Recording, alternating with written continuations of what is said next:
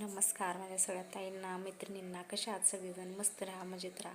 तर मी लाईफस्टाईल जानी माझ्या मिनी ब्लॉगमध्ये तुमच्या सगळ्यांचं खूप सारं स्वागत करते. तर आज आहे बघा संकष्टी, आणि संकष्टीचं माझं जेवणाचं रुटीन मी तुमच्यावर आज शेअर करणार आहे. तर इथं बघा चकुलीने तोंडाला कॅडबरी खाऊन सगळी कशी लावलेली. आणि आज जेवणासाठी खरं तर शेपूची भाजी आणि शेवग्याच्या शेंगा, दुसरं काही हे आणतच नाहीत, शेवग्याच्या शेंगा. तर आज तुम्हाला रेसिपी दाखवते बघा. मी थोडीफार कशी केली आहे, साधी सोप्या पद्धतीने मिरची लसूण टाकून भाजी केली, त्यात थोडी डाळ टाकली बघा, शेंगदाण्याचं कूट, अशा प्रकारे भाजी केली बघा, मस्त लागते.